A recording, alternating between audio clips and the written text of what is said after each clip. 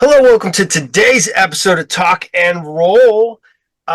Special guest all the way from Denver, Colorado, the champion of BobCore himself, Ross from Dead on a Sunday. Ross, tell us about yourself.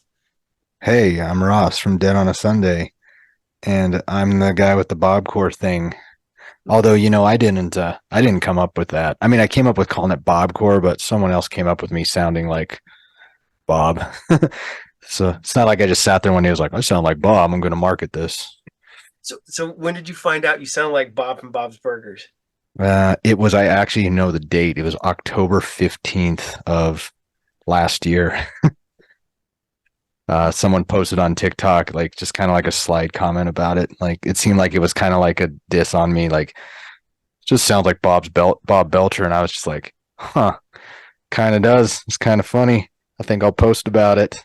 And then that was the first viral post I ever had. I just responded to that comment with a picture of us playing live, and it just said Bobcore, and hence on that day, October 15th, Bobcore was born.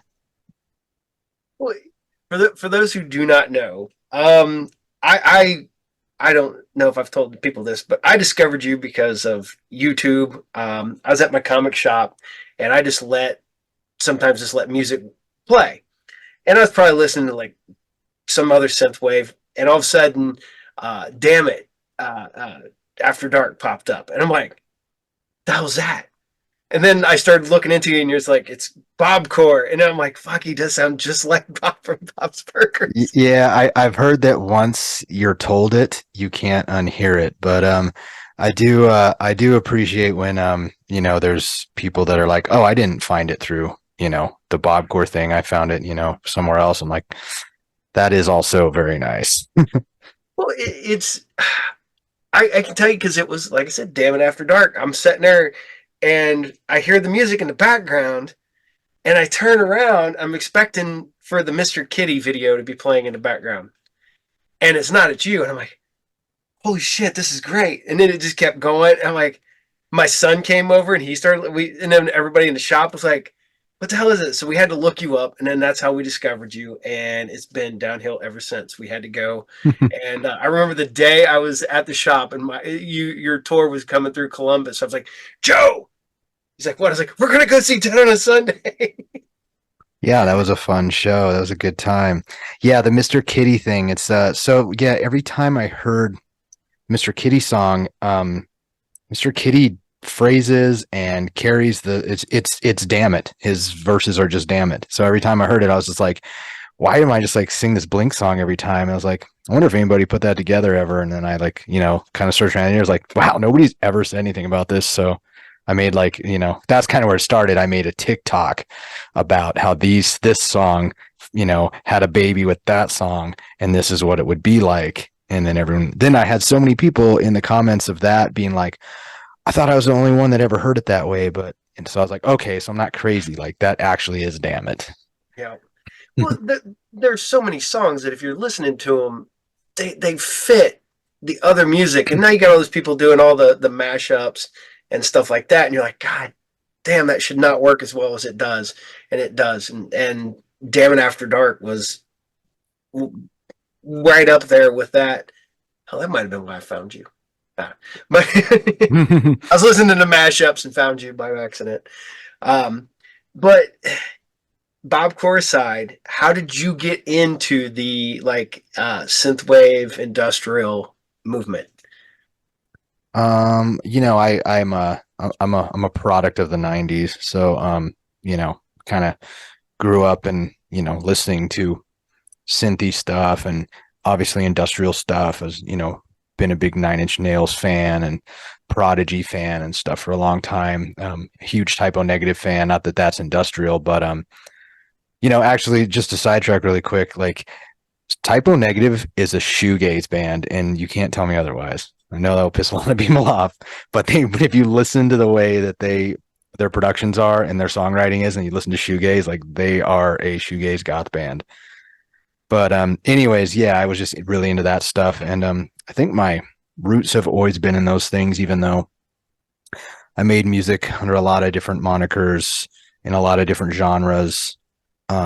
I've always kind of came back to sort of the more, you know, rock and darker goth adjacent. I don't like to think of us too much. I know I post a lot about goth stuff, but I don't like to think of us as just like another, goth band trying to revamp the 90s. I think that what Dead on a Sunday is I think it wears a lot of different hats, but I think it's goth adjacent. And I think people are really going to see that on the new album that I'm working on right now. So Yeah, it's like I said, you do the covers. You do Goodbye Horses. Now your new cover is Enjoy the Silence. yeah, people hate that one.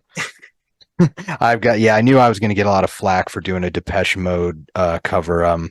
But I find my songs that do the best are very polarizing. Just like Damn It, people love it and they hate it, and that's the stuff that does work for you, you know. Okay. Well, I we were listening to because somebody asked me right before we went and saw you on tour. People were like, "Who are you going to go see?" I was like, "Dead on a Sunday." And I'm like, who the hell's Dead on a Sunday? And of course, I got to go over bring it up on the TV at the shop. And Goodbye Horses was the first one to pop up. Usually it's Damn It After Dark, but it's Goodbye Horses. And I had one customer just get angry that you did a cover. Oh, I'm sure. I'm actually surprised more people weren't. I was really ready for a lot of backlash over that one. I was surprised there wasn't more because there are some people that are very protective over that. Everybody wants to gatekeep something, Oh yeah. and that song is like, that's kind of this weird, obscure kind of, dark 90s song.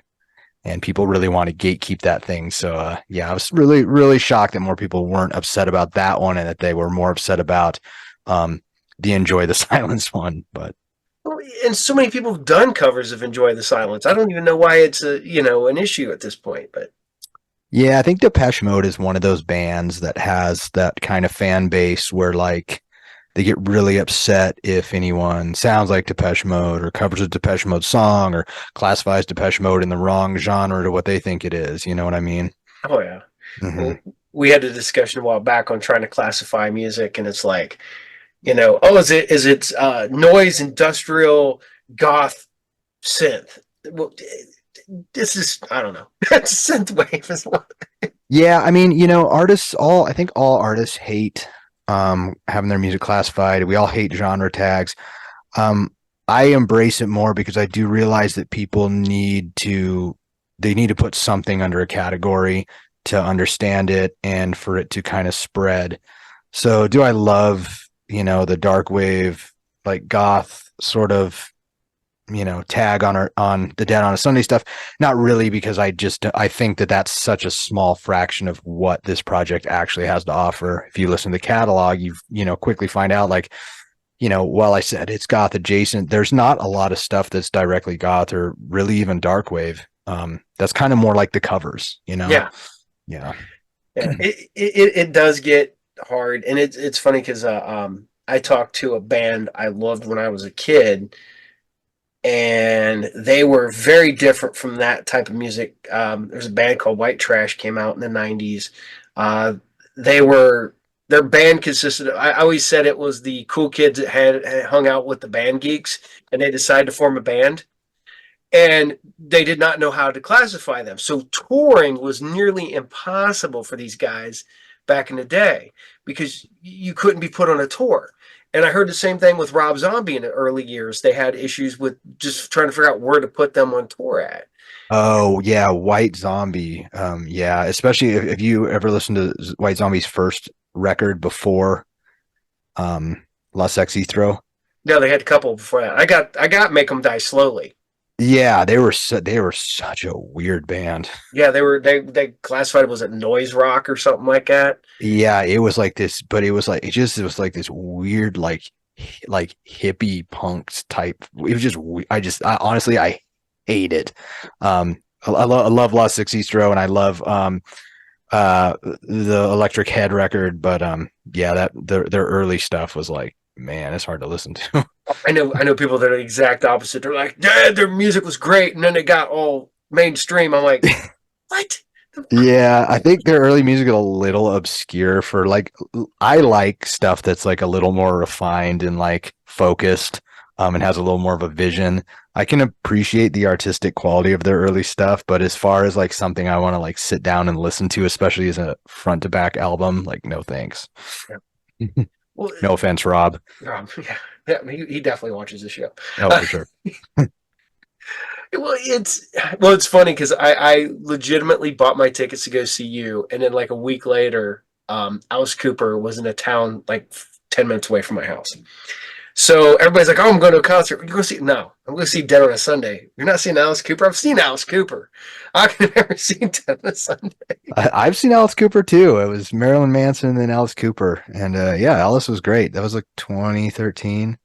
Yeah, Manson was great too. I've seen Manson in a lot of iterations of Manson. I saw Manson in 97 or maybe it was 96. It was on Ozfest. He played after Pantera, which is a terrible place to put Marilyn Manson because people were giving these lemonades. They were selling lemonades and they were putting half a lemon in the lemonades. yeah, So all those lemons ended up on stage directed at Manson after a Pantera set. And then I saw him again in 2008 and he was so coked out and it was so bad we left like not even halfway through. And then I saw him again in 2013. It was incredible. no, see, I've only ever got to see him in I want to say '97 on Valentine's Day, 1997. They were Nice. they were that was the whole thing was that was the day he was supposed to kill himself on stage. Was Valentine's Day. Oh, we got a lot of people at that show. Yeah, oh, what was really great was there was a church group across the street buying tickets to keep people from going. Oh my God. And part of me was like, I could use that money. I only paid like $30 for these two tickets. And that was back in, like '97. So $30 for two tickets was, Oh fucking, yeah, that's like $300 now. yeah. And my buddy's like, we could go over there, sell the tickets, come back over here, buy tickets, go back over there and sell them. Oh my God. Yeah, just keep selling tickets on markup. That's Just keep incredible. walking back and forth. Literally, though, that was the mellowest concert, like a big show, like in an arena I've ever been to in my entire life. It was just chill. Hmm. It was a Manson L7, I remember L7. maybe Monster Magnet. Monster. I remember Monster Magnet. Yeah, I remember all those bands. Yeah, yeah, 97. He would have been touring on the Antichrist Superstar Superstar. Yep. one. I was supposed to see him on Portrait of American Family. I was supposed to see him and Nine Inch Nails was headlining, and this was on the Downward Spiral tour. And my parents didn't let me go because, well, one, I was too young, and two, I got in trouble smoking weed at school. So they were like, "You're not going to that show." And yeah, I was really bummed out I didn't go. I heard that Manson came out with a big rubber penis and was beating it off, and sure it was great. It's one of them ones where my buddy got me into watching him because he'd saw him on that tour. And he's like, "You ever heard of this band?" I'm like, "Who the fuck is Marilyn Manson and was it the Ugly Kids or something like that?" Back Yeah, in the Spooky Kids. Spooky Kids, yes. Yeah. And it's crazy because now my of all things my 23-year-old son absolutely loves Nine Inch Nails. He's like, "So is this the only reason you'll ever go to Cleveland?" I'm like, "Yes, I will take you to Cleveland to go see Nine Inch Nails if they ever tour. We'll go take you there." So Yeah, what a great band. Oh well, I mean Trent is the band, but yeah. yeah, those early Nin records had a very large impact on me growing up, especially Pretty Hate Machine. And then I think some of that has bled over into what I do now in some way, that influence. So is Nine Inch Nails the band that got you into music? No. I got into music like at a really early age, and I think it was mostly I'm like a product of MTV. So, my parents would like, let me watch MTV and, I'd watch stuff. And I think the first album I ever owned was actually Michael Jackson Thriller. Kind of like begged my dad to get it for me. And then I had that for a while. And then this kid who's my mom's friend's son would babysit me. He was a bit older. He's probably like 10 years older. And he had these posters in his room of Iron Maiden. And man, their art, I didn't know what that band sounded like, but their art looked incredible. So we're at the store one day and I see the tape there and I just beg my dad, like, please, please, please. And, he kind of like looks at it and looks at the lyrics. Like, all right, I was Somewhere in Time by Iron Maiden, which is my favorite album of theirs still. And he reluctantly bought it for me. And that's kind of when I really started getting to like rock because then it was, Iron Maiden, and I was into like Maiden and Def Leppard and Scorpions and all that stuff. And then I started hanging out with a group of kids that were into Metallica. And that's when I really started to get into like the darker stuff like Metallica and Pantera and Megadeth. And then it got into like Nine Inch Nails and just darker music and heavier stuff. So you talk about all your early projects. I love asking this question because it embarrasses most people. What was the name of your first band? Crutch with a K. Crutch with a K. Yeah, I didn't come up with a name. I played bass and sang in this band. And it's weird because I'm always like, this Dead on Sunday is the first time I've tried singing. And that's actually not true. I kind of sang in this band called Crutch, but we just wanted to be like a thrash band, and we were awful. I was a terrible singer. I was a bad bass player. Our guitar player was decent. Our drummer was just, I think he'd been playing drums for like 3 months. Just awful. That's how it's when you form your band, man. That's how you get all the original members to stay around because none of you were any good to begin with.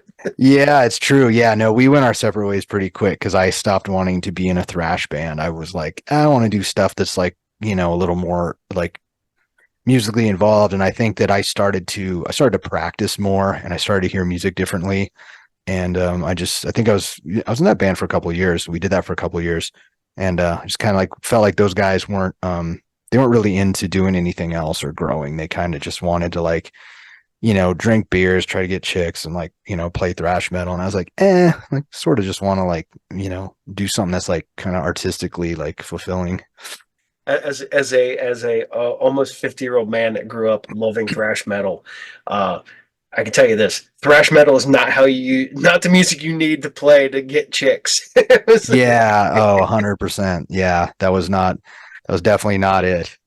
Um, but when you're young and you're like in a band, you're like, yeah, like girls and drink some beer and jam. And then, some people kind of either, go with that and don't do anything. And then there's people that kind of just like realize they have more of like an artistic, like kind of awakening going on. And they're kind of start searching for something inside themselves that feel like they might have something to say. Has anybody? I know it would have to be a while ago, but has anybody ever reached out to you from your original band? Now that you're a national touring act. No, no, they haven't actually. And I don't even know whatever happened to those guys. I really just have no idea whatever happened to them. It's been so many years now. I thought the same thing till about a couple years ago when a guy I hadn't seen since junior high, all of a sudden he's like come out of the woodwork because I run a comic book store. I own a comic book store, and so now everybody thinks I have money because obviously I own my Because own. you're a business owner. Yeah. Yeah. So, but they don't see the part where it's the comic book store that I. So yeah, I don't have shit. But yeah, a guy I hadn't seen since junior high came out of the woodwork looking for me because he that's what I was kind of wondering about that because people will find you one way or another since they're.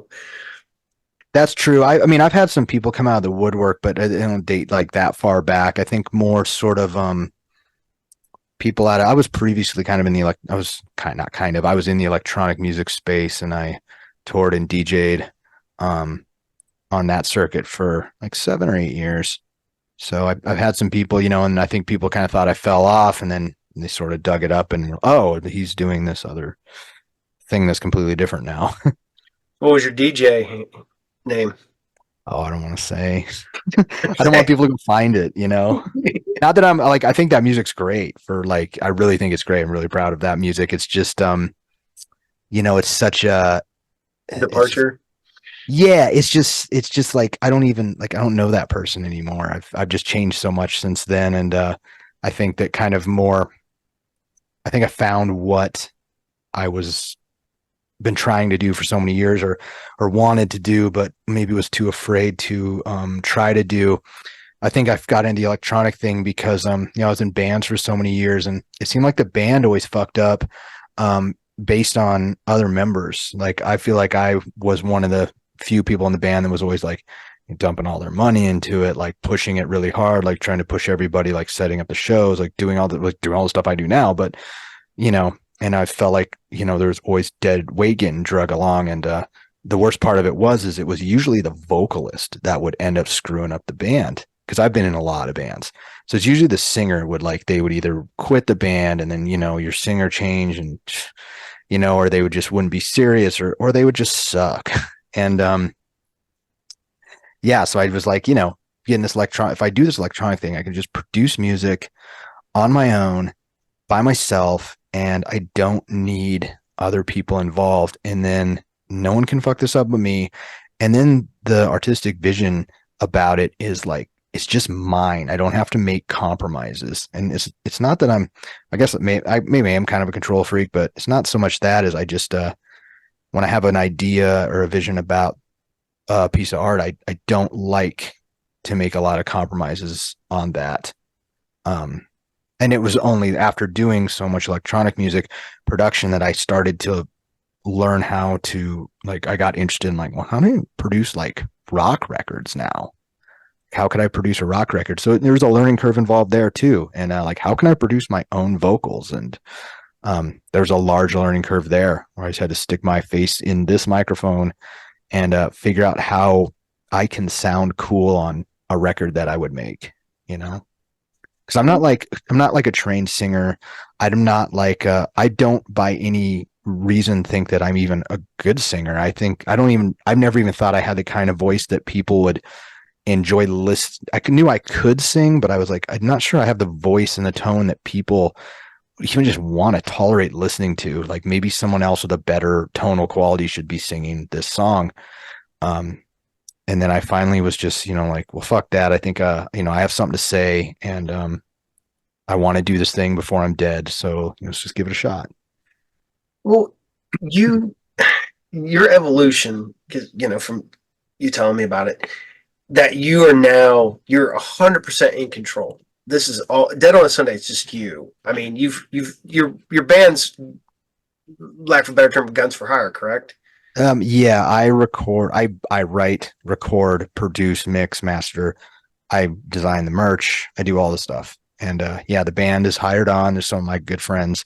Um, and they have varying degrees of involvement, which is more tied up in like kind of like the live aspect of it. Like the drummer, Tim, is also the lighting. You saw the lights that we have. Like, he programs and designs that. And so they're a little more involved when it gets into the live production, is to where like the studio thing and the vision of the aesthetic and the music it's solely mine. At least right now it is.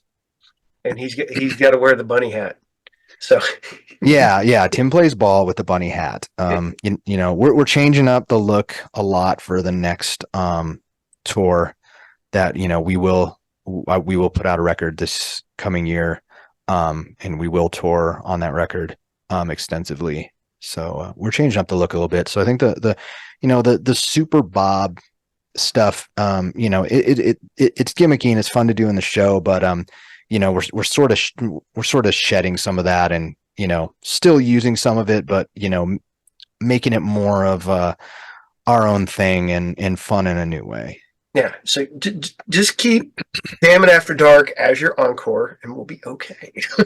Yeah, everyone likes that. I think that eventually, that will probably move from the encore even, and just be something that's more, central in the set.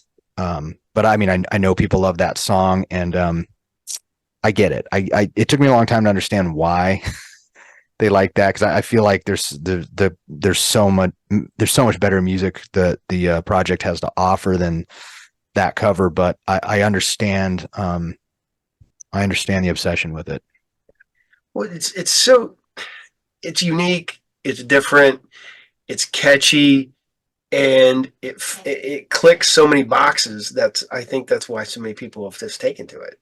Yeah, well, it's nostalgic, and what's interesting about that cover is, and it's the thing that makes covers great. And I hate calling it just a cover of Damn It, because it's a mashup of Mr. Kittie, and we don't want to do any disrespect to him, No. by saying that there's not an involvement there.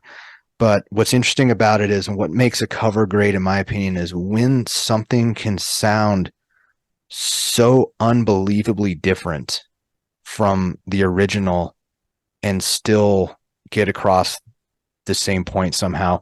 And what's really crazy to me about when I recorded the lyrics of Damn It over the After Dark remade beat that I did, it was I was really shocked at actually how depressing like hopeless and sad those lyrics actually are. And I was like, maybe this is how that song is like best lived. And I think maybe there's something about that for like people that grew up hearing Damn It as a, fun, happy Blink song. And then like, you know, life's worn you down and you're cynical now. And like, it's not more depressing. So you're hearing that same song, but in this completely different world now. It's all about your mindset, where you're at emotionally, and all that stuff. We had a discussion with the cover of when Johnny Cash did "Hurt," and he Same made that. thing. Yeah, he made that his own. That's two vastly different versions of the exact same song, and both of them have the feeling, but it's Yeah, he really made that his own thing. And I think Trent even said that's not even my song now. That's like Johnny Cash's song. And yeah, that's such a great example of being able to just completely reinvent a piece of music. Um, yeah, that's just such a great example of it. yeah. Yeah. So since discovering your music and finding everything, how did you come upon the name Dead on a Sunday? From Creed, man. Creed? Should have been dead on a Sunday morning, banging my head. No, no. Actually, someone pointed that out to me, and I was like, "That is fucking brilliant." I wish it came from that Creed lyric. Um, it's like a meme. I like posted about it. People are like, "Oh my god, that's how you got this name. That's great." No, it's not. I actually I was gonna call it On a Sunday only, and I was like, "That's kind of a cool name, like On a Sunday," um, because it's like the Sabbath. So it's like something about Sabbath and like thinking about like, stuff that's kind of like religious leaning, like Black Sabbath. And um I was like, yeah, on a Sunday, but I was like, that's kind of just needs something in front of it. And then it was Easter. Oh no, it was Good Friday. And that's when I came up with it. It was Good Friday. And then I was thinking about I spent a lot of time thinking about like biblical stuff for some reason. And I was thinking about, Good Friday and Jesus died on the cross and he rose on Sunday. And I was like, what if it was dead on a Sunday? I was like, that's cool. And I texted it to my friend. He's like, amazing. And I just searched the internet to see if there was a dead on a Sunday, and there wasn't. That's the one I've talked to so many bands. They're like, yeah, so we came up with this really cool name, and then we Googled it. And they're like, Yeah, and then stolen. somebody's got it. Yeah, the first thing I do is like when I come up with a cool name is I check the handles. Like, can I get just dead on a Sunday? Like not dead on a Sunday music, not dead on a Sunday, tunes. Like, can I just get dead on a Sunday? Instagram.com/dead on a Sunday. It's there. Boom. Twitter. Yep. Facebook. Got this is the band name. So where would you like to see Dead on a Sunday in 5 years? I'm on a 5-year plan, which is now, man, it's been a year now since I came up with the plan. So I've got 4 more years to headline Red Rocks in Colorado. Yeah, I don't think I'm crazy. I don't think I'm crazy. We played last February, so we couldn't put 30 people in a room. We could only get about 30 people in a room at max when I came up with this plan. And that was in October of last year, and it was at our album release party. We had about 30 people in this room in this little tiny room called Moe's, which holds about 200 people. And I was like, okay, so in 5 years, I know what I got to do. I got to sell at this venue and that venue and that venue and that venue and that venue and that venue. And then we could probably get a Red Rocks date. So it's like, okay, so 5 years. So by 2027, it's going to happen. And so then we came back to Moe's after the Damn It thing kind of blew up a little bit, and we sold it out. And then I booked a show in Denver for 5 months later, and it was like we almost sold it out, 500 people. So yeah, now we're gonna play Denver again this next year, and with a bigger capacity, and just see if, and I'm just keep scaling it to where 9,000 people somehow want to see this band, and we can go play Red Rocks. Hey, you got a goal. You're working on building that goal. You're doing great. Yeah, but I think just growth. I think it's important for me to see artistic growth, and as I'm making the music, just releasing records that I'm happy with and that I can hear growth in, and the project evolving, and yeah, and hopefully just keep building. And I think the thing that I get caught up in stupid shit sometimes, like why is this not doing better than this, or why are these numbers not going up, number go up, and I have to.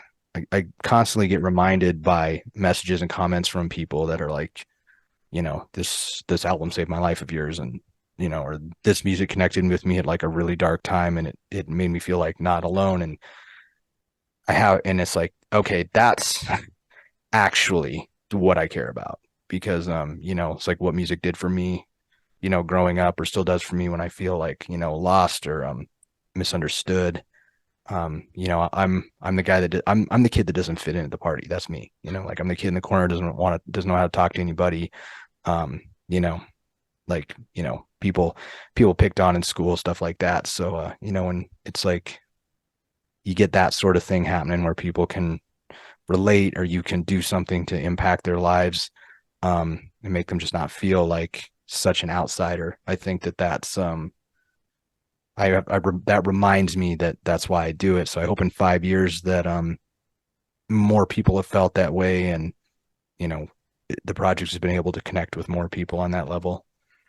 Well, it does. It really sticks with you. That's why I discovered it and stuck with it. I listen to so much stuff that some of it just goes in one ear and out the other. But it was something about Dead on a Sunday that stuck. And yes, Damn It After Dark was fun.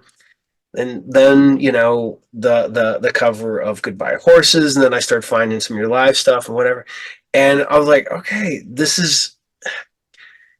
You can tell that you're enjoying playing music. You can tell that you're having fun putting this together, and you're putting your own artistic twist on everything. And I that really shows.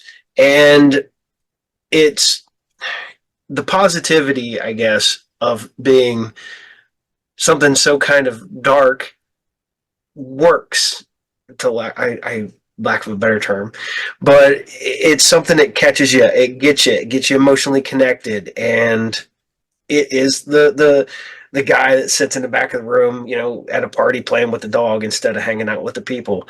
Yeah. It's I can totally see all that. I can 100% see it, feel it. Yeah, that's and yeah, I feel like, at least for me, darker music, stuff that's like a little more painstaking, I guess, just speaks to me on a level that I'm not happy all the time. And I struggle with things like, depression and manic stuff and anxiety, and and thoughts of being, shit might be better if I was dead. And I struggle with things like that, and I know a lot of other people do too. And all of the, I feel like there was a time period, which wasn't even that long ago, in like pop culture and music, where everybody was just kind of like happy. Everything was happy. Everybody expected to be happy. We're all popping bottles, we're all sipping champagne, we're all singing about the same stupid, like, like surface level crap. And it's like, but there's so much like emotionally to say, and there's so much that people deal with in their heads. And I guess that's where I'm at with music that connects with me, is it tends to be of a sadder, darker nature. um yeah, just makes me feel something. Yeah.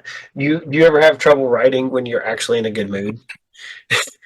Yeah, actually, I do. Most of my stuff is written from, being in a space that's not that great.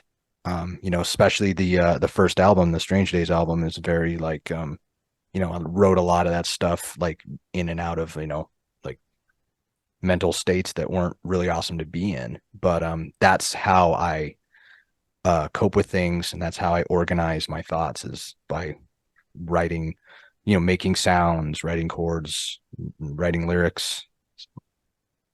Well, it's nice because as somebody, I've suffered with depression since I was a kid, And I have mood swings where you go up and down, and seeing somebody be able to take that negative thing and turn it into something positive, even if it is a darker music, you're at least getting it out there. You're putting your, emotions to paper and then to pen, and so forth and so on. And I found out the same way back when I used to play. It was when I was depressed, I pounded out music left and right, lyrics and stuff. When I was happy and in a good mood, I didn't want nothing to do with it. I was in a good mood, and I was like, all right, I'm good for that. I don't need to be. Yeah. Yeah. So, and I do have to say this before I forget again. I have to say thank you when you did your show, because it's the first and only time I've ever seen anybody do this.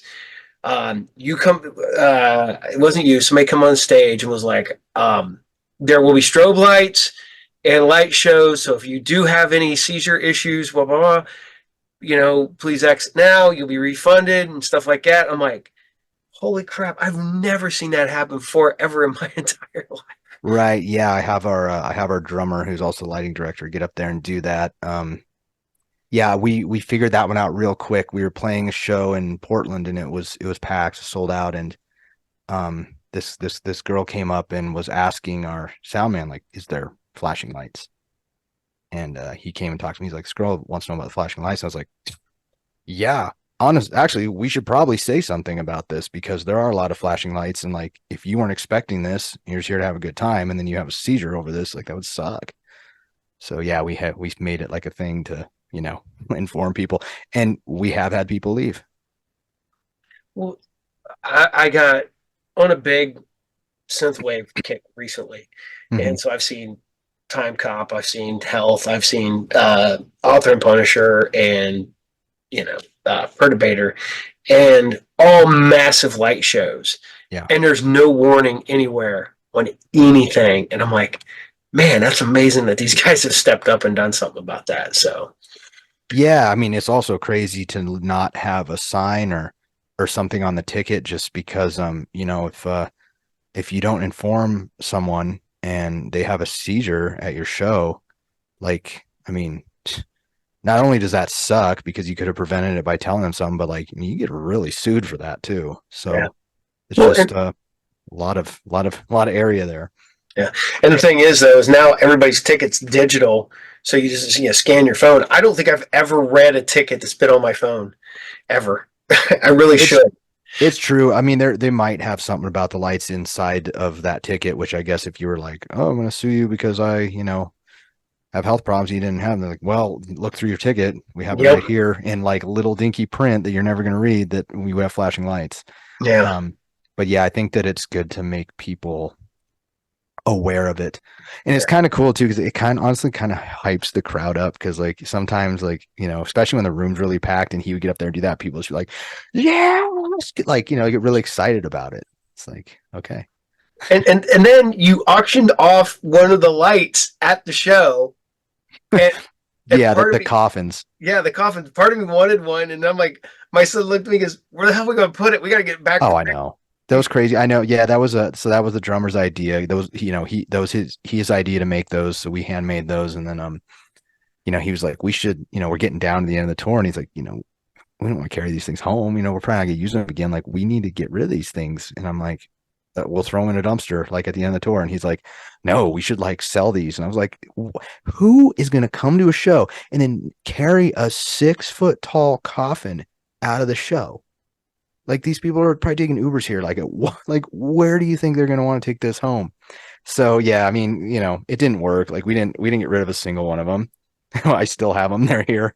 Like I said, I would have totally bid on one, but literally, I was borrowing a car because my car eats gas. So I borrowed my mother-in-law's little Nissan, and it would have never fit in the car. Now, if Yeah, and I'd then taken like my yeah, regular and car, how many people could you get down there? Like you'd have to have a truck or like a bigger SUV just to like yeah, cart that thing out of there. I have a Dodge Magnum, so I just laid the seats down and slid it in because it's like a station wagon. So Right. Yeah, that it would have worked then on yeah, that. But yeah, so yeah, we ended up taking those home. We still have them.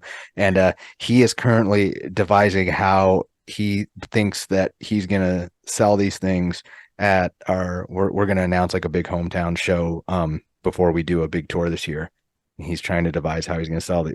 I'm going to sell these things at this show. I'm like, oh my god, no, you're not. Raffle tickets. Raffle tickets gets rid of all that stuff, man. You It's get, true. yep, It's true. Yeah, we should do like a dollar raffle ticket and like come up with a bunch of stuff. Like yeah, coffins on there, hoodies on there, a bunch of like skate deck, whatever. yeah. You know. You do, because we did it. It was dollar raffle tickets or $10 for an arm length. So you'd stretch out your arm, ticket, throw it in a thing. That's a good idea. I like You get that. like I like that. Maybe we'll have to 13 do that. tickets. Yeah. So, and then you're like me. I got big, long, freaking pterodactyl arms for a guy my size. So Yeah. they hate that when It, I do that. It's like, all right, wait a minute. yeah, yeah. We'll get some guy in there. It's like 7 feet tall with really long arms and take all the tickets. $10. Wins everything. Yeah, Well, it gets everything for $10. Like, well, there it is. yeah, but then you got all the other people that have put in before he got there. So Yeah, yeah. Hopefully, just make sure nobody sees the guy with the 8 foot long arms coming in there first. yeah. Coming in hot and buying every ticket. So the other question I have to ask, have you had any interaction with anybody from Bob's Burgers? Yeah, I have. You have? Yeah, so Simon Chong is the supervising director over there. And there was a video on my TikTok that it's the one that went the most viral. And it looks so convincing. People are like, wow, what episode's that in? It's this one here. Yeah. So I didn't make this. Actually, the guy from Bob's Burgers, the supervising director, made this. And he took so this is from the Death Disco episode, but he took the Death Disco and he recolored it and he synced him up to my track and he posted this on the internet because he was in it's his thing said like people keep, I'm gonna see if I can find it on his Instagram. People keep sending me this and so here you go. And I was like, yeah, this guy right here, yeah, Simon Chong. Cool. And I was like, wow. And yeah, here it is right here. So he posted it right there. So there's the TikTok I made this, and then that's the one that took off. And then he was like, so here you go. That's amazing that you were able to get somebody from Bob's Burgers to do something for you, and that's crazy. Yeah, and I mean he just did it on his own accord. Like no one contacted, like I didn't contact him, and I saw that, and I had a moment where I was like, are they gonna hit me up to do something for the show? But they never did. But that would have been so sick. They need to bring you in for the Halloween episode this year because they would start filming or prepping it probably spring, but you'd be on tour then. But yeah, have Bob freaking sing or something like that. Have you come in and do that? Yeah, but they didn't hit me up, and I was sad, but hey, we got what we needed out of the Bob thing, and it helped be like an entry point for so many people to even check out the band. So. Oh yeah, I mean, not gonna lie, that's how I found you. It was like so like what the hell, and then I just start going down your list and listening to all the songs, and then I liked the album, I liked the songs, so it just spiraled because of that one little video. So yeah, I mean, you just got to have really great entry points for people, and the Damn It After Dark thing was a good one, and then rolling into the Bob's Burgers thing, it was such a great one, and I'm always searching for other entry points too. Like I make a lot of like memes using the music, and it's just many little entry points as you can have to like someone gets in, they hear one thing they like, and then yeah, they're going through your Spotify, and then they like every song and they've connected with it, and then they're at your show buying tickets, and they're at your then they're coming 10 shows later and bringing their friends. And hey, I'm ready for you to be on tour again, so I can come back and see you coming back around our area. yeah, well, you and me both. I looked at the tour dates. You're not around here yet, so you need to. I've got yeah. So we have a ton of dates. We will be announcing like a massive tour for 2024. It's coming up. I know right now we announced the UK so far, and the EU dates, and we have a couple Florida plays, but yeah, we have a big US run that's going to be coming up, that we're going to do in the late summer, rolling into early fall. So far, where's your favorite place to play?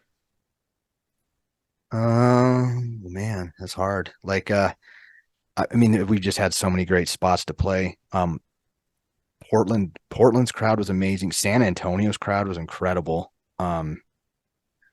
Phoenix crowd, actually, our play in Phoenix was probably our biggest show outside of Denver on the tour. And I think the crowd was one of the best too. It was, I had a hard time enjoying it because I was struggling with trying not to get sick, and I was having a hard time with my in-ear monitors. They kept cutting out that night, so I was like, in my own head on stage. So It's you always hear the horror stories. People are like, man, this is the worst show I've ever done. Blah blah blah. And then you hear from then like they'll like a year later they'll run in. People are like, best show ever. You did it at blah blah blah blah blah. And he's, man, I was sick, or I had the flu, or the monitors kept cutting out, or the bass player broke. You hear all the horror stories, and everybody loved that show. You well, know, there's so many factors and things that are outside of your control as an artist, and it's easy to be in your own head and think that you're killing it and you're sucking, or that you're just sucking and you're actually killing it. Like, I've played shows where I was like, man, I nailed it tonight, and I watched the video back and I'm like, my pitch was so all over the place that I almost can't tolerate it. And then I've played other shows where I was like, that is like the worst. I like my in-ear monitors completely went out at our show in New York, and that was kind of an important show for us. And we don't run wedges up front, so there's nothing piping through wedges. So I'm trying to communicate with the sound guy that I need to hear through the wedge, because my ears aren't working while I'm on stage. So I'm kind of standing out at the front of the stage so like I can kind of hear myself through the mains. And that show got done. I was like, no one in that audience is ever coming back to see us. Like, I for sure like just blew every note. And I watched the video back, and it was like, that might have been like the most on pitch I've ever sang in my life on stage. And I was like, wow.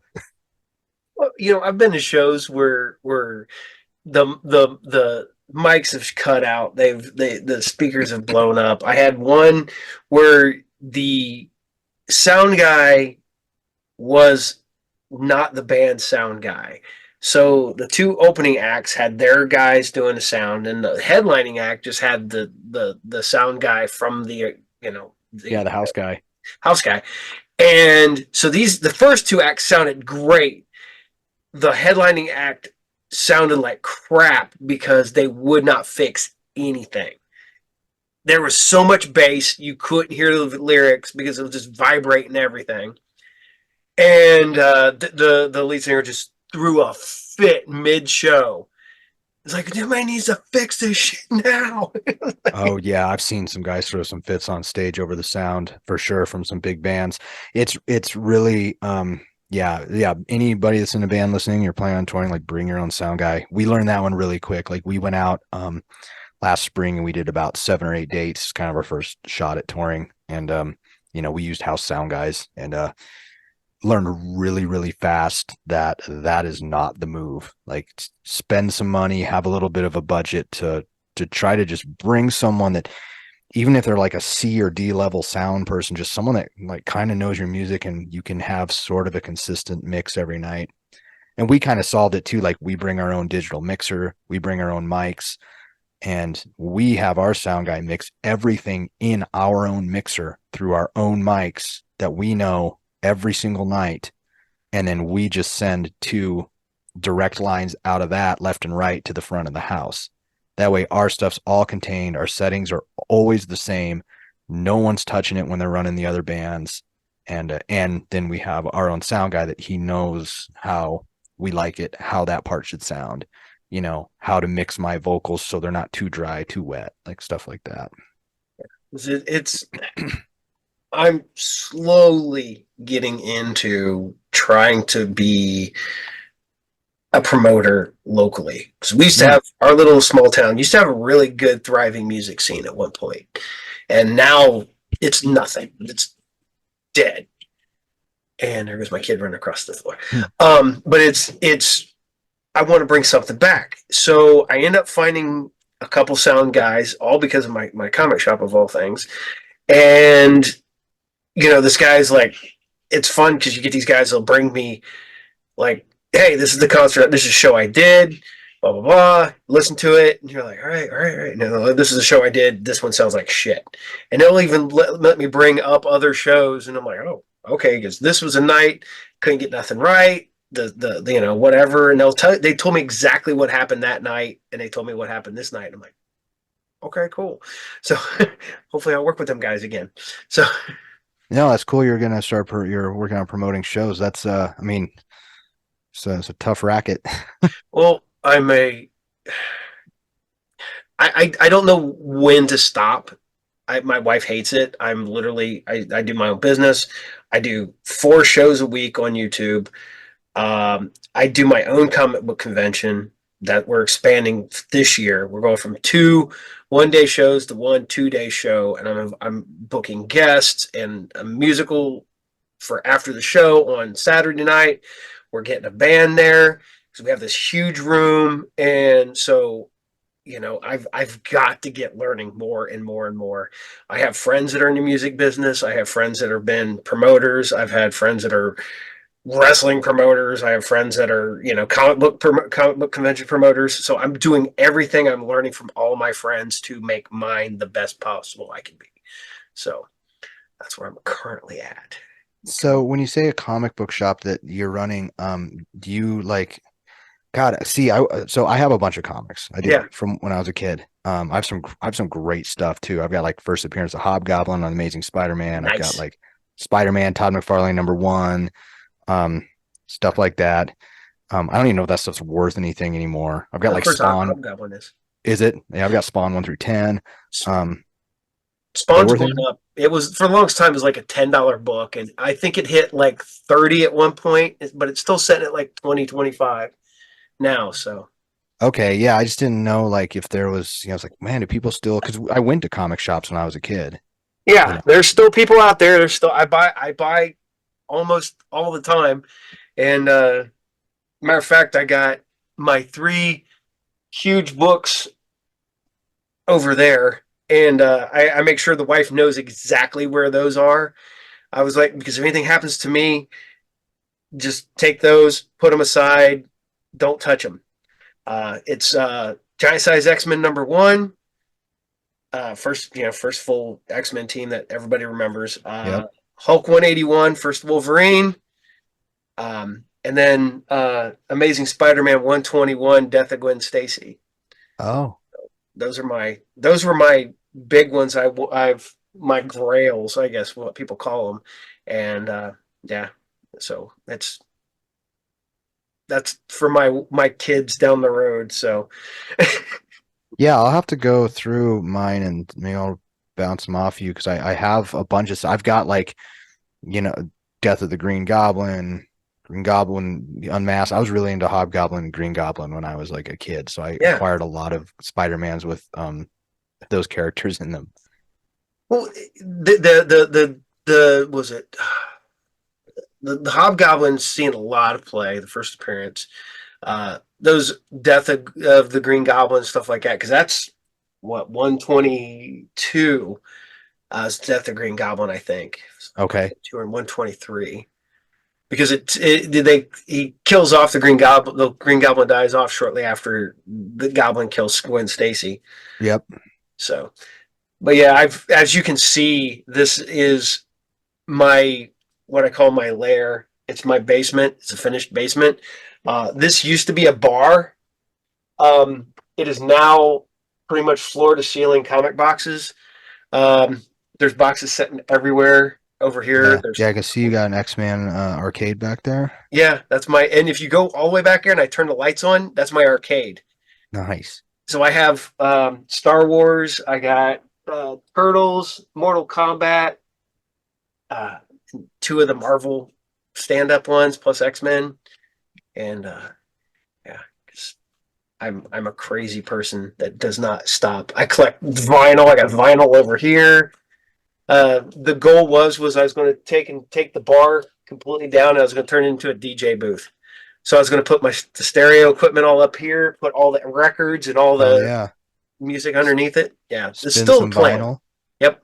Yeah, yeah, I collect some vinyls too. I don't have like a super crazy collection, but I've got a lot of stuff I really like. So, Yeah. See, that was one of the things I'm not gonna lie, I'm disappointed. I went there to your show and I was gonna buy your record on vinyl and you did not have any. yeah, yeah, well, fear not because I working on a really great vinyl package for this next album. The art's going to be amazing. I think the music is the best music that I've made yet, and it's gonna be really awesome. I'm gonna roll out like a vinyl package. I'm gonna roll out a fan club. It's gonna be a lot of really, really cool merch and like special stuff that is gonna get dropped this year. So definitely have the vinyl on there. It's gonna be really nice. Well, it's funny because I'm gonna lie. I was gonna wear my Dead on a Sunday shirt today, and then I realized my son borrowed it one day because he spilled something on him, and he grabbed one of my shirts, and that's the one he snagged, and it said his house, not at my house. Amazing. So, Yeah, I wear my own merch too sometimes. Yeah, I'm surprised I'm not wearing it today. well, it's funny because I always hear these bands like, "Oh, you never wear your own merch." I'm like, then why make it, man? That's the whole point to bring your shit out Yeah. there so people can see it. Yeah, I mean, I make designs that I would want to wear. I make sure the shirts are high quality and comfortable because I want to wear them. And I mean, hey, like Metallica wore their own merch on stage all the time in the Oh yeah. 80s and 90s. Like, come on. Well, I think it's fine. yeah, shit. Yeah. Well, and yeah, I'm not gonna lie. That shirt that I got from you was a nice thick. It's not like some of these concert shirts I get that are that super thin shit that's worn out in like 6 months or falling apart or whatever. Yeah, or like the like cardboard feeling stuff. Like, yeah, I'm like a crazy person about the merch. Like I have to like I don't let anything slide. Like everything comes here. I see everything. I make sure like the quality of the shirts is like really high. I make sure the graphics look good, the colors look good. I don't want to sell people crap because like people are spending good money on this stuff. I'm trying to Oh sell yeah. them junk. Yeah, And you do the skateboard decks with and stuff like that too. And yeah, we do the decks and like make sure those look good and yeah, I just really make sure the merch looks cool and looks like something that I think that people would want to spend money on. And I hate when I go buy a band's shirt and like I wear it once and then it like shrinks in the wash and it's cardboard feeling and like I bought so many band shirts where it's like I love this shirt but I gotta like never want to wear it again, so I chuck it because it's cheap. And it's like the thing is, like, I know that it's easy to cut corners on your merch because you're like, well, I can print these shirts at $6 and these nice ones are $12. But it's like, well, one, you can charge more for the nice shirt, and two, it's like people won't come back and buy it again if it sucks. no, I Yeah. finally got to meet a wrestler I've been wanting to meet October and get a shirt. I'm pumped. I'm finally getting a shirt. I wore that thing once and it was the most uncomfortable shirt that I think I've ever bought. It's hung up. I washed it. I put it on again. Was like, nope. Took it off, hung it up, put it back in the closet, and that's where it's been sitting since pretty much I wore it once. And I don't know. I'll probably give it to one of my wrestling friends so that they can have it. Yeah, I mean I get everything shipped to the house and I try it on. I'm not every piece on, but like I try on my size, make sure the shirt is comfortable, make sure it like feels good, and I wash it and make sure the design doesn't come off at all. Like because I hate that too when you wash something and it's like the design's coming off. And I've had a few people hit me up and be like, "Hey, I bought this shirt and washed it twice and there's like a hole in it." And it's like I've just sent them another shirt. It's like you know, where I probably is like, I don't know what you snagged that on, but I'm just like, yeah, whatever. Here's another shirt. So Well, it's nice because I've bought some brand new Iron Maiden shirts, and the you can go like this, and you can almost brush off the design because it's just flaking and just coming right off. man, I'm excited to see Iron Maiden. So I've never seen Iron Maiden. I Me love that either. band. And I know they've been on this, Future Past tour, and they've been playing most of Somewhere in Time, that record. So I've been, just like frantically was checking the internet every day for when they would announce US dates. And, they did a few months ago and they're coming to Denver in October. And it's luckily during a time period where we're not playing some shows for a couple weeks. And I'm really excited. the tickets were really expensive, but I I'm excited. That's like one of the bands where I was like, I have to see this band before like, they quit or they die. well, that's what I want to do because the closest they're playing is Pittsburgh, so it's like 5.5 hours away. Yeah. Luckily, I have a friend lives not far from there, so he's like, "Hey, man, you can crash at my house." I'm like, "There's one less thing I got to pay for." Uh, so, Yeah. but and you're right. Somewhere in Time is my number two Maiden album, Oh, what's number one? Power Slave. Oh, yeah, I figured you were either gonna say Power Slave or Seventh Son of the Seventh Son because that was like kind of the pocket of those three albums because it was Power Slave and then Caught Somewhere in Time and then Seventh Son, right? And because Yeah. Power Slave came out in '85 Yep. and then Somewhere in Time was '86 And then and then '87 was yeah, yep. yeah. And Imagine like look how bands used to put out albums. Like they would put out an album every year, mhm. and those were great albums. It Yep. doesn't really happen that much anymore. Bands will put an album like every like 2 years, 3 years, 4 years, 5 years. Some bands like Falling Metallica. Reverse hasn't put out an album in like 6 years. Like, We just had a discussion about Metallica putting out an album like whatever 15 years. yeah, I hate Metallica records ever since I think Load was kind of the last one that I ever really even kind of liked. And that was a long time ago, it was '96. I was still just a Yep. kid, and I I appreciate their new album for something that they what I like about their new album is they went back and they ripped themselves off. They like stole bits of riffs, and it seems like they stole bits of riffs and we reworked stuff from like and Justice type riffs and stuff. And I was like, now that's what I'm talking about. Like, yeah, there's nothing wrong with ripping yourself off. And like, yeah, just do the thing that we want to hear the thing. So everything I love about Lux Eterna, is that what the record's called? No, 72 seasons. 72 Seasons. I Mhm. did go see Metallica on this tour, and it was pretty good. Mostly went because I wanted to see Pantera. But yeah, I really like everything that they're doing on the record. Like the riffs are cool, the drumming's fine, everything's cool about it. I just can't get into James's vocals anymore. I don't like it. I like the old, like more just like fight fire with fire, like kind When of stuff. when it was raw, when it When it was was shouty and raw, yeah, and he wasn't trying to sing all the time. Like he wasn't trying to sing all the time. yeah. See, I had gotten away from Metallica, and then was it Death Magnetic hit, and I was like, okay, this isn't bad. It was kind You're of right. That one's decent. They kind of revisit some almost like Ride the Lightning type riffs on mhm. that. Yeah. And then Hardwired was okay. And then 72 seasons has been good. I don't own that one, but it's pretty good. And another thing is everybody's like, hey, because they were playing Detroit. One of my best friends went up there.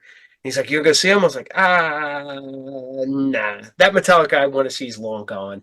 So Yeah, that's fair. I saw him the first time in '94. I was really young, but got to go see him. It was awesome. And I got to see him front row in '96, which was incredible. I saw him back-to-back nights. And then I saw him again in 2008, I think it was. It was all right. And then I hadn't seen him since. And they were doing this tour, and I was like, Pantera's opening. I would like to see that. And because I really liked Pantera when I was younger, and I've seen them a few times with the original lineup. But I was like, I probably the last time I'll ever see Metallica, so I'd like to see him like one more time. see, And I that probably was should definitely go it. see him at least once because that's the Yeah. only one of the big four I haven't seen. Is I've seen Megadeth, Slayer, and Anthrax. I've never seen Metallica, so Oh, really? Well, Metallica shows really good, and yeah, they still play all the hits. yeah, I mean, they have so many. yeah. But yeah, it's still really good. Like, it's not like you go and they just play new stuff. Like they play a ton of like everything everyone knows. So Yeah, what was it? AC/DC. There's no sense in making new music because only people want to hear is the old stuff. So that's all they play on. I saw AC/DC in '96 and my ears rang for 3 days. Mine was about that same time. So this is 95, 96. Uh, in 4 days, saw three shows. I saw Megadeth, Slayer, and Guar. And I think Guar was the last one on a Friday night, but I still had to go to work on a Saturday morning. And I couldn't hear anything when I go to Amazing. work. I'm just nodding, smiling, talking to people. Yeah, okay, yeah. Yeah. And all I hear is that beep. And Yeah, everybody's, what band I'm really glad I got to see is I got to see Typo Negative in '96 on October Rust tour. yes. And yeah, and I saw them again in 2007 and it was terrible, but I remember in '96 it was so incredible. Maybe I was just too young to understand what it being bad might be, but I've seen yeah, them it was 5 times. They were always pretty wow. good. Yeah. Oh, so they were always okay. That's good to hear. Yeah, because I watch live videos of them a lot on like YouTube, and they're always great. So I think that maybe we just got like a bad night of them or something, and that Yeah. happens. Well, the one night was the first night I discovered them, surely by accident, was they had a free show for the local radio station, and this is the weirdest lineup you'll ever get. It was Richie Kotzen, fresh off of being fired from Poison, Typo Negative, and Jackal. Wow, It Typos is in the middle of this. Yeah, it was supposed to have been, I think, Bruce Dickinson and Typo Negative and Jackal. Literally, everybody sounded like shit. The show was chaos because it was a free show, so they sold they gave away way more tickets than the arena really could use. I've never been in so many fights at a concert in my entire life, except Oh for that man, one. wow. And it was ridiculous. And we discovered them there. I went out the next day, bought the CD, and then a few months later, they came through touring by themselves. I was like, fuck, this is so good. And then I saw them tour with Slayer and Danzig, and then I think again by themselves. So Yeah, it was Motley Crue was the band that really helped them out. They took them out because Bloody Kisses wasn't selling very well. Motley Crue took them out on a pretty big tour, which is like, I think it was hard to know where, back in that day, where to like bill Typo. Like, who do you put Typo Negative with? Like, they're out by themselves or like who, like, I know they toured with Pantera at one point. It's like, I mean, it's weird. yeah, well, it's like the first time I saw Pantera. I saw Pantera in '91 or '92. No, Mm. '92 because it was my supposed to have been my prom, and I bailed on my own prom to go see Pantera for the first time. Well, that was so they were on the Vulgar Display of Power tour. It was for and they were opening for Skid Row. Oh, they were really good friends with Skid Row. Yep, yep. Sebastian Bach. Sebastian Bach is one of the best rock singers of all time. I have He's him. He was a monster. Yep, he's still good. I saw Yeah, him he do is still good. Yeah, I saw him He, do the 30th anniversary for Slave to the Grind, and he still killed it. So yeah, he's one of the best. I put him. He's up there like with in my opinion, like Chris Cornell. I think is the best rock singer that I've ever heard. I would say Sebastian Bach is like probably second to that. Axl Rose used to be. I know he sucks now. But the way that guy was singing, you can't expect a 6-year-old man to sing those songs like that in the original key still. So no, no, yeah, it's impossible. yeah. So who? Before I forget, who are you taking out on tour this year?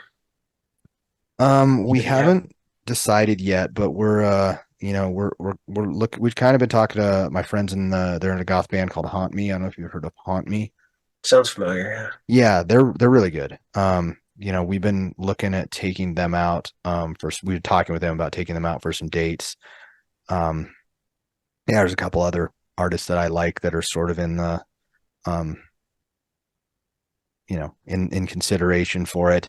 It's weird. Like, we headline our own tours mostly because like, we don't have a booking agent and nobody's offered to do anything to like, let me put you on tour with the bigger band or let me, I want to put you on this festival or like, hey, I want to be your agent and book shows. So it's like I just took it upon myself to, book all my own stuff. And so yeah, we headline our own shows by kind of just by necessity.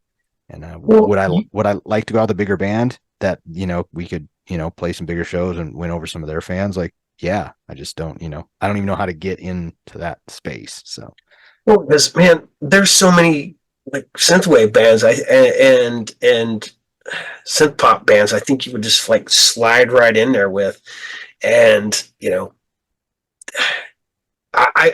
not gonna. I would love to see a tour with Dead on a Sunday and Nightclub, just because. yeah. Yeah, and the one thing I do have to say is that what was the band? Oh, Static Age that opened for you guys. Hmm. Um, the funny part about it is that I told him, I was like, "You guys sound like the band that plays the prom at the end of every '80s like teen drama," and he's like, "I think that might be the best uh compliment we've ever had." I'm like, I mean it in a good way, but it's just a weird combination. 100%. What's crazy about the Static Age is, so the Static Age are like one of my favorite bands from the early 2000s. I got into them because AFI is my favorite band, like, of all time.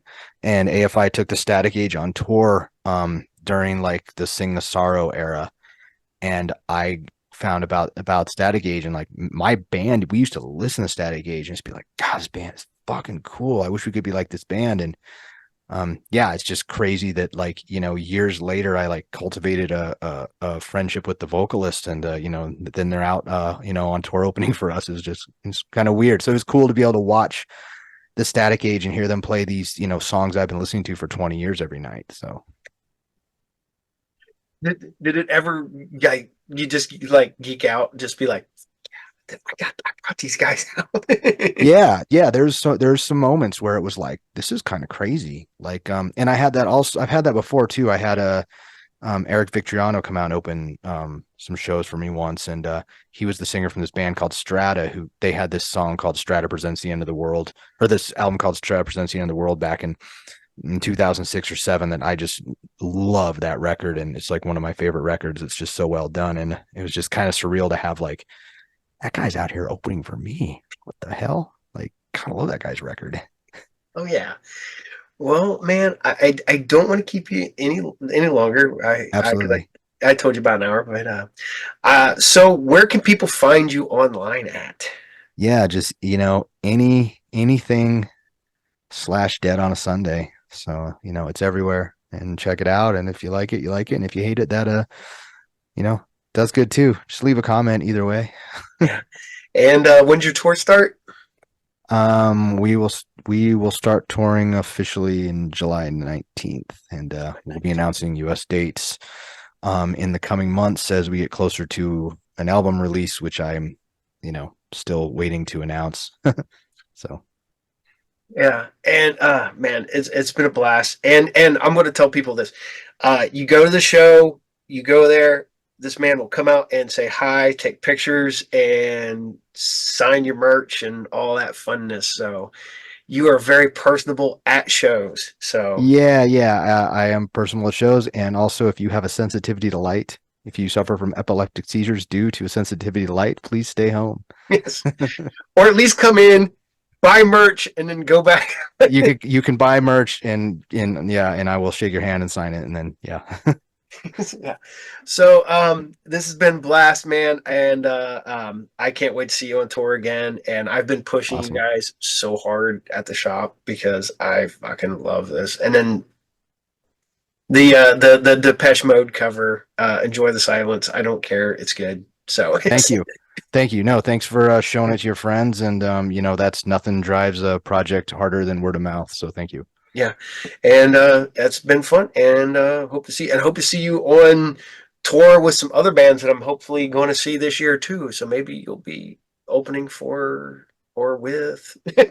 Yeah, there's a Putting whole it out year there. coming. There's a lot to be seen. But yeah, I look forward to seeing you. Thanks for having me on the show, and Yep. have a good And, evening. before I forget, Yeah. can I use music for the outro on the show? Yes. Cool. Anything you want. Yep. Thank you so very much.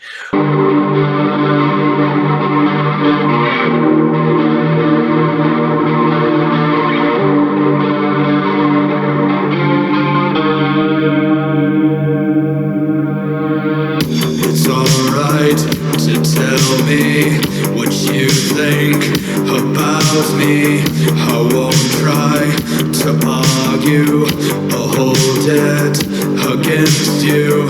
I know that you're leaving. You must have your reasons. The season is calling.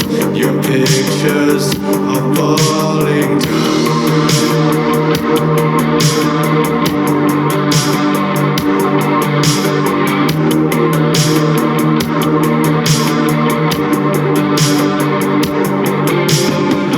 the steps that I retrace, the sad look on your face, the timing and structure.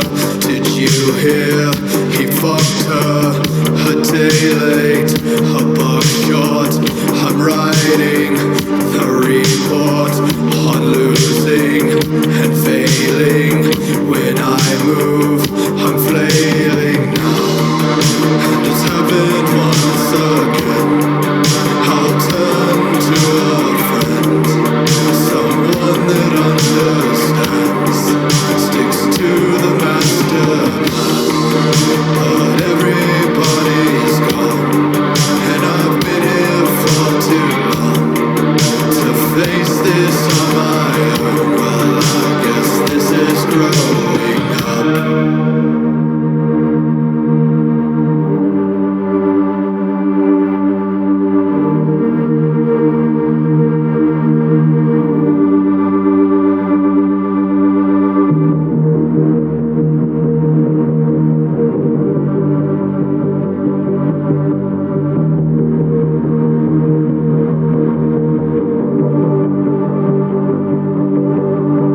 And maybe I'll see you at a movie sneak preview. You'll show up and walk by on the arm of that guy, and I'll smile and you'll wave. We'll pretend it's okay. The charade, it won't last. When he's gone, I won't come back. And it's happened once again. I'll turn to a friend, someone that understands, sticks to the master plan. But everybody's gone, and I've been here for too long to face this on my own.